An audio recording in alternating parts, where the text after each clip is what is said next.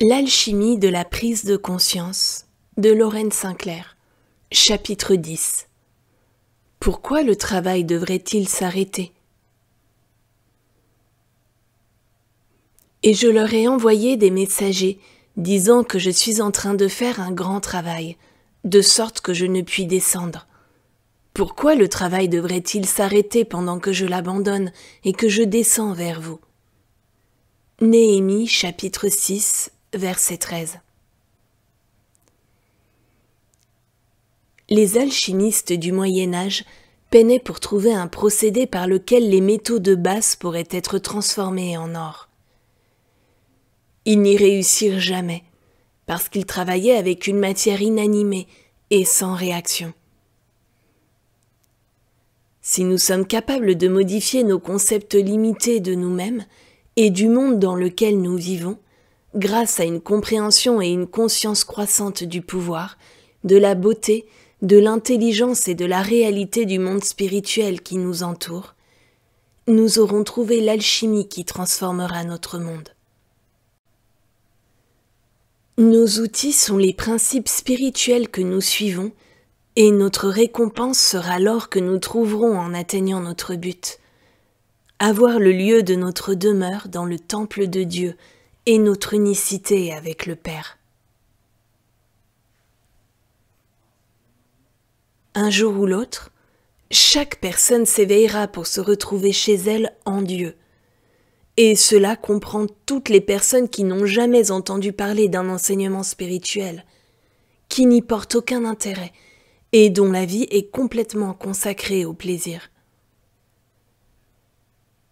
Beaucoup de personnes peuvent avoir à passer des vies entières avant qu'elles ne s'éveillent, et leur voyage peut être lent, du fait qu'elles s'attardent dans de séduisants chemins de traverse. D'autres, cependant, veulent consacrer une parenthèse après l'autre à leur émergence dans la conscience spirituelle. Ayant entrevu la possibilité de s'éveiller ici et maintenant, elles cherchent à accomplir tout le voyage en une durée de vie. Elles ont réalisé que tout ce qui dissimule et perpétue la mascarade de l'état humain, le sens personnel faux de soi, et les empêche de reconnaître leur identité divine, doit être éliminé, en même temps que chaque concept humain et chaque qualité humaine qu'ils ont.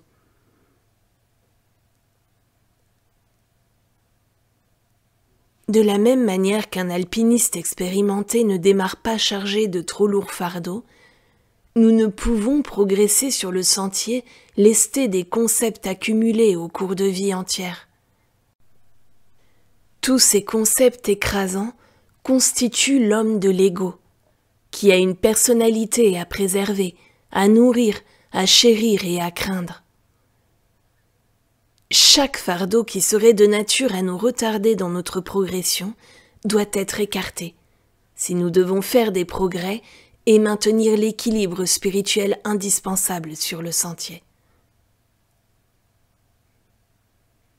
Dès à présent, il doit être évident que les dépendances et les besoins à abandonner ne sont que les images déformées d'une perfection et d'une intégrité éternelle. L'exigence est de n'abandonner que les ombres, afin que nous puissions vivre dans la réalité éternelle du royaume spirituel. La plupart du temps, nous vivons dans le monde de l'ombre. Nous captons des visions fugitives de l'univers spirituel, uniquement ça et là. Mais de plus en plus, notre vision s'élargit, jusqu'à ce qu'un jour nous découvrions que nous avons été là tout le temps.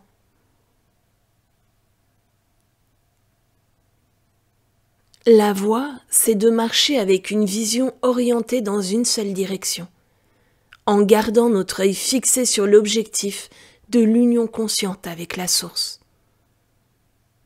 Nous emmenons avec nous, partout où nous allons, l'état de conscience que nous avons atteint, même à l'intérieur de la parenthèse suivante, de la même manière que nous avons amené avec nous, dans cette parenthèse, notre état de conscience actuel, qui nous a attiré notre foyer, notre environnement, nos parents et nos amis particuliers.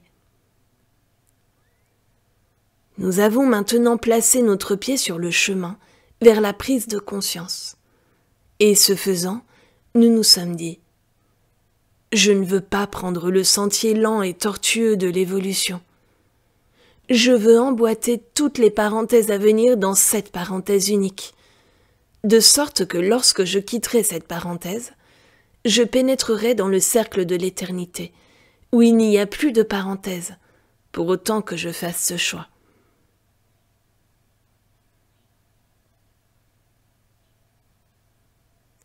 Chaque effort que nous faisons, petit ou grand, n'est possible que parce que la grâce de Dieu nous a touchés et nous pousse en avant.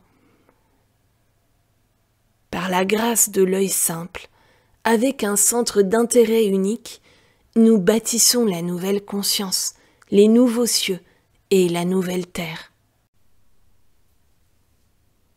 Le centre d'intérêt unique de Néhémie lui permit de rebâtir le mur autour de Jérusalem, en dépit des tactiques de diversion utilisées contre lui. Sanballat, qui représente les croyances et les suggestions hypnotiques de ce monde de dualité, présenta un argument après l'autre pour convaincre Néhémie d'arrêter le travail et de descendre avec lui. La réponse de Néhémie fut « Je suis en train de faire un grand travail, de sorte que je ne puis descendre. Pourquoi le travail devrait-il s'arrêter pendant que je l'abandonne et que je descends vers toi ? Il en est de même pour nous. Nous sommes en train de faire un grand travail, le plus grand de tous. Non pas de bâtir un mur matériel, mais de bâtir le mur de la nouvelle conscience. Permettrons-nous à Sanballat de l'inertie, de la dualité et de l'état de séparation de nous détourner de notre but? Ou bien prêterons-nous attention aux coups frappés par le jeu au-dedans et resterons-nous inébranlables sur le roc de la conscience spirituelle?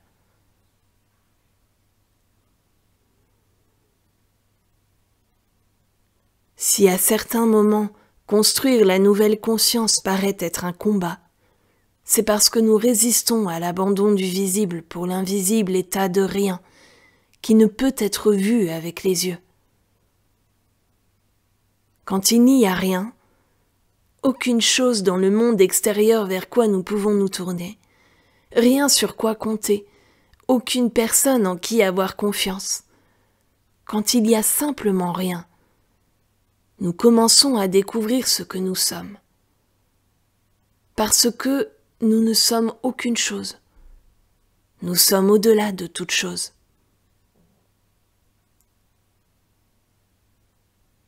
En un moment de tranquillité silencieuse, comme elle s'amplifie, comme elle est grande, notre conscience. Cette conscience en expansion, c'est notre identité qui se révèle. Ces multiples facettes, l'identité qui est toute sagesse, toute connaissance, toute vérité. Toute la connaissance, toute la sagesse et toute l'intelligence et la capacité du « je » sont la connaissance, la sagesse et la capacité de cette identité, cette conscience que je suis.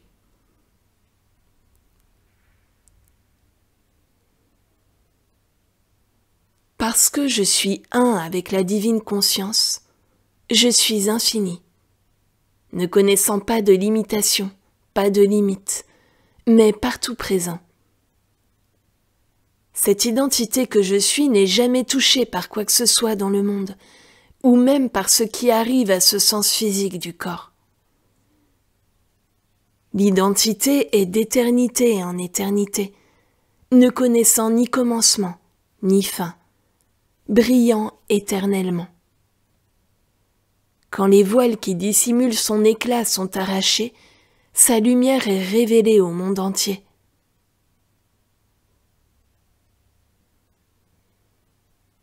Cet état de néant, l'esprit pur, peut se traduire en cette expérience du monde d'une manière de loin plus magnifique que tout ce que nous pourrions imaginer.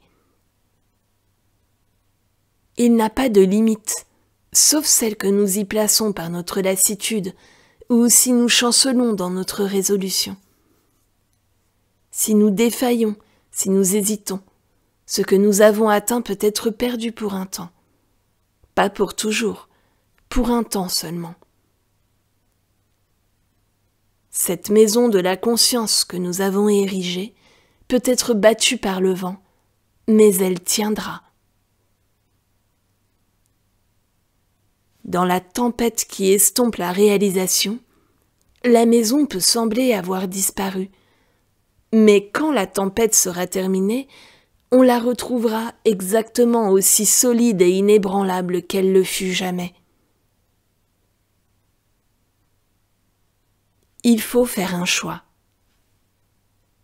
Nous pouvons décider combien vite ou combien lentement nous progresserons vers notre but d'union consciente avec Dieu.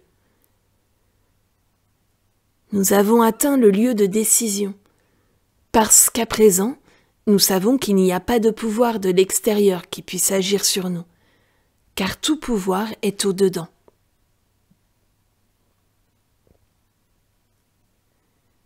Et à présent, ô Père, tu me glorifies avec toi-même de la gloire que j'avais avec toi avant que le monde fût. Jean chapitre 17, verset 5. L'alchimie de la réalisation consciente ne révèle-t-elle pas la gloire intérieure qui est toujours présente, bien que si soigneusement dissimulée, que personne ne suspecte qu'elle est là, chez le moindre d'entre nous? La paix, l'amour et la joie que le Père a plantés en nous au commencement, avant même qu'il y ait un sens matériel du monde, est la gloire qu'aucun homme ne peut nous ôter, une fois que nous avons réalisé notre unicité avec la divine conscience.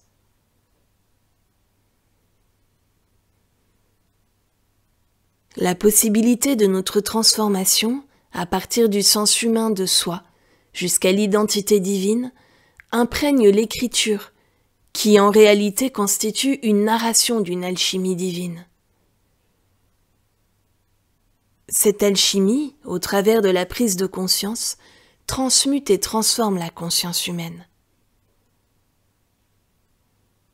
La Bible appelle ceci « être né à nouveau », c'est-à-dire être né en une nouvelle conscience, une nouvelle dimension.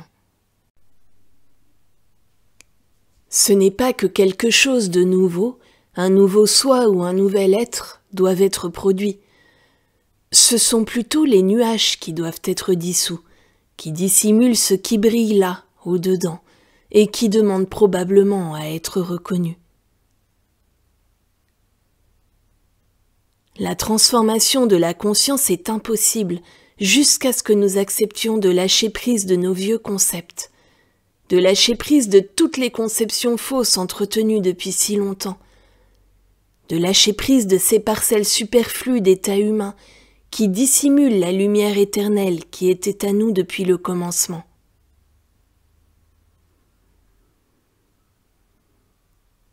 À mesure que nous progressons sur le sentier, il semble que la lumière brille plus fort, mais ce n'est pas le cas. Elle a toujours été là, dans toute sa plénitude, à présent révélée à notre conscience en expansion. Le voyage spirituel commence avec le mot Dieu et se termine avec le mot je. D'abord, nous devenons conscients de quelque chose de fort et de puissant autour de nous, qui nous donne un sens de sécurité. Avant la fin du voyage, pourtant, nous en venons à réaliser qu'il y a uniquement je, l'identité. Ceci est le voyage que nous accomplissons. Partir d'un certain pouvoir extérieur à nous-mêmes pour arriver à la réalisation de ce je au-dedans de nous, qui est liberté. Car où ce je se trouve, il n'y a pas d'esclavage. Plus nous demeurons sur la nature spirituelle de notre être en tant que je, plus nous mourrons à la conscience humaine et plus nous nous éveillons à l'esprit au-dedans. La rapidité avec laquelle la conscience de cet esprit au-dedans, ce « je » sera atteinte, dépend de l'intensité de notre désir à l'obtenir et de notre bonne volonté pour affronter les défis au long de la voie. Si nous sommes suffisamment courageux pour garder notre vision sur le but, nous ne serons pas parmi ces pusillanimes qui se plaignent. Mais je ne pensais pas que j'aurais tous ces problèmes. Les problèmes surviennent, mais plutôt que d'être submergés par eux, nous nous en extrayons, alors que l'alchimie de la prise de conscience transforme notre conscience. La grâce qui nous a amenés à ce sentier nous conduira tout au long de la voie. Mais notre progrès dépend de la manière dont nous nous ouvrons à la consécration de Dieu et dont nous permettons à cela de nous mener de l'avant. Combien de temps sommes-nous prêts à passer chaque jour pour transformer notre vie? Des profondeurs de notre gratitude, sommes-nous disposés à donner les premiers fruits de notre temps à Dieu? Commençons-nous notre journée en demeurant consciemment dans la présence, sachant qu'il n'existe pas de pouvoir pour s'opposer à cette unique présence, et que, dès lors, aucune arme ne peut être forgée contre nous parce qu'il n'y a rien d'autre que le Un. Sommes-nous prêts à nous établir dans la conscience de l'unicité chaque matin et à nous y rétablir ensuite de nombreuses fois au cours de la journée?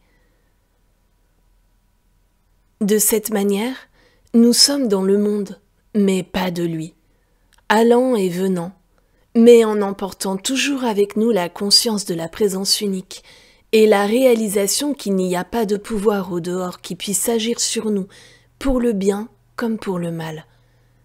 Parce que tout pouvoir s'écoule au dehors, à partir du centre de notre être. Nous devenons tellement habiles à garder dissimulé ce quelque chose d'intérieur que nous avons découvert, que personne ne soupçonne ce qui est en train de se passer au-dedans de nous. Nous avons l'air d'être presque comme tout le monde, et nous agissons comme tout le monde. Presque. Et pourtant, il y a une différence, parce que nous avons découvert que nous avons au-dedans de nous la source de vie et le secret de tout bien. Si nous pouvions nous retirer du monde, pourrions-nous faire autant de progrès?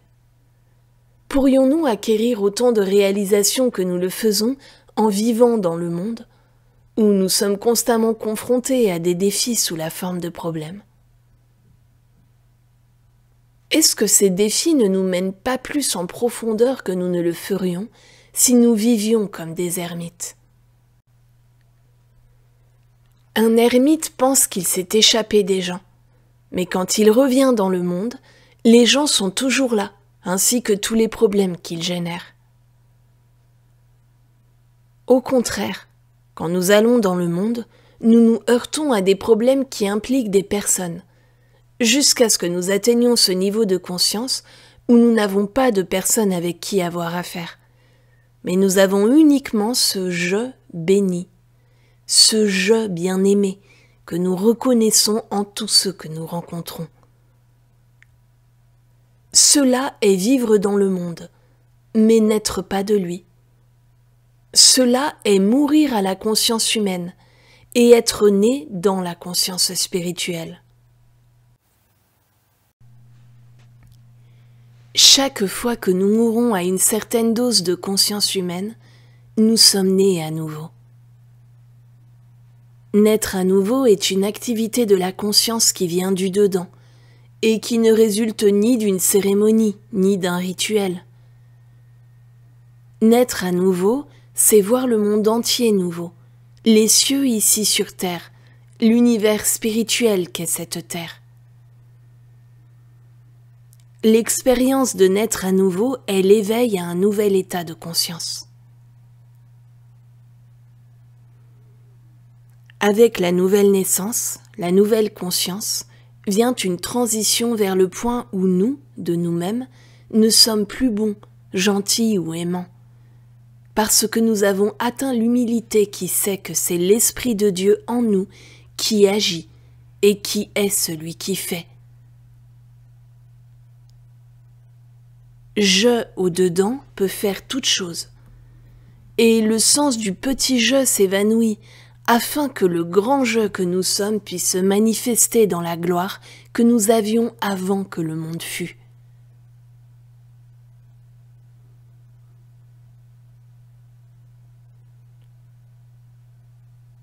Avant que le monde fût, tout était un état de est, pas de devenir, mais d'être. Dans cet état, il n'y a rien à atteindre, rien à réussir. Nous sommes en train de vivre à partir de notre propre état d'être divin. Et cet être au-dedans de nous, cet esprit, ce je, est celui qui fait, qui accomplit le travail qui nous est donné à faire. Notre corps et notre mental ne sont que les instruments de ce je.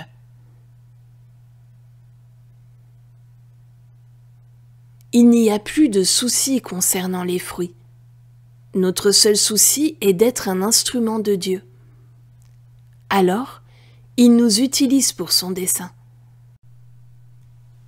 Nous sommes simplement des témoins, des contemplateurs de celui qui agit en nous, au travers de nous, et en tant que nous. Mais il fait le travail, pas nous de nous-mêmes. Alors quoi qu'il soit accompli, la gloire appartient à la présence au-dedans.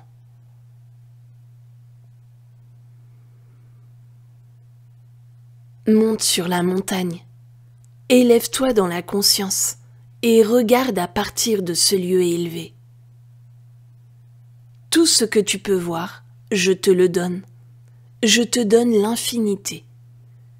Et dans la mesure de ta réceptivité, tu reçois.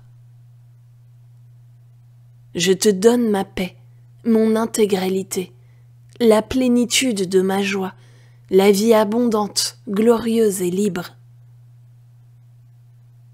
Tout cela, je te le donne à mesure que tu t'élèves de plus en plus haut sur le chemin vers la réalisation consciente de ma présence. Car en ma présence consciemment réalisée, il y a plénitude. Tu ne dois chercher aucun lieu en dehors de toi-même, mais cherche au-dedans de ton identité, car c'est là que je suis trouvé, parce que je suis ton identité.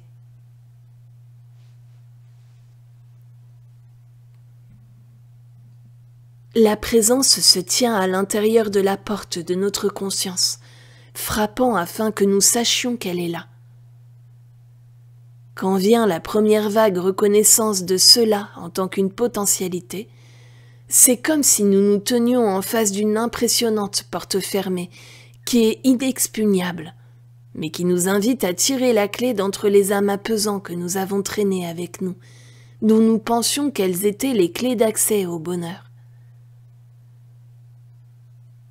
Alors que nous fouillons parmi elles, soudain, l'une se démarque.